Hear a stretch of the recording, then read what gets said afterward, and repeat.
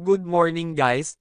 Maaga naman ako bumangon, para pumasok naman sa trabaho, naggagayak na ko dyan, mahirap na matraffic sa biyahe, mag-commute muna ako guys, dahil nasira ang motor ko, 4 AM lagi ang alis ko sa bahay, buti paggising ko, may pagkain ako nakahain, maaga nagluluto ang misis ko. Ito yung palabas, medyo madilim pa dyan guys, maaga pa kasi. Sasakay na ako ng jeep papunta Lert Station guys, wala pa gaano pasahero ang nasakyan ko. Pababa na ang jeep ng Masinag, malapit na ako sa LRT. Dito na ako sa LRT guys, paakyat na ako, medyo may kataasan lang itong aakyatin, maghagdanan ka at dalawang skeletor, pero kung gusto mo may elevator naman guys. Paakyat na ako, medyo konti pa lang kaming pasahero na nag-aabang, pero mag-video muna ako sa sarili ko.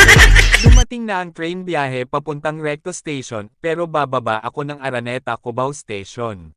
Napaluwag ng train wala gaano pasahero, kaya mag-video naman ako sa sarili ko.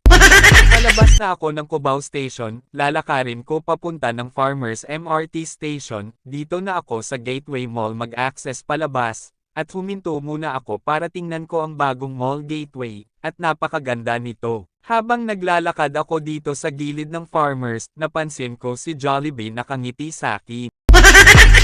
Dito na pala ako sa Cubao Farmers MRT Station, biyahe nito papuntang Taft Avenue, pero bababa naman ako sa Shaw Boulevard, kaya balak ko sana mag-TikTok habang hawak ko ang camera na malayan ko video pala.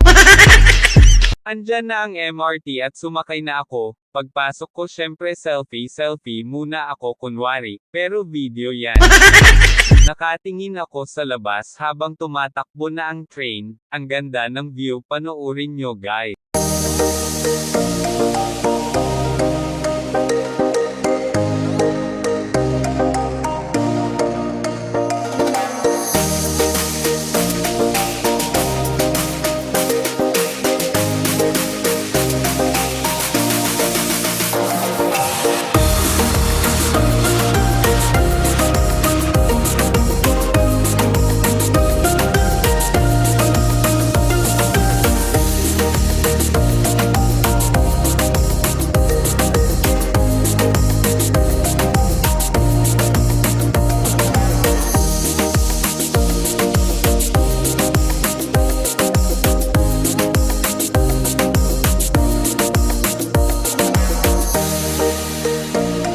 Nakarating na ako sa Shaw Boulevard, paakyat na ako sa Skeletor, at palabas na ako, isasalang ko yung card ko sa machine. Habang pababa na ako napatingin ako sa labas at walang traffic ang EDSA guys, at maganda pala ang mga tanawin dito sa taas ng MRT, kaya bumaba na ako sa mataas na hagdanan na ito sa Shaw Boulevard. Naglalakad na ako papasok sa aking trabaho dito sa Shangri-La. Ang napakaganda sa labas nito at makikita nyo naman, kaya lagi tayong maaga pumasok at pahalagahan ang trabaho, dahil yan lang yung bubuhay sa pamilya natin, at mga pangarap namin. At syempre huwag kalimutan mag-time in sa time card, tuwing papasok sa trabaho. Maraming salamat po sa panonood ninyo guys. And God bless.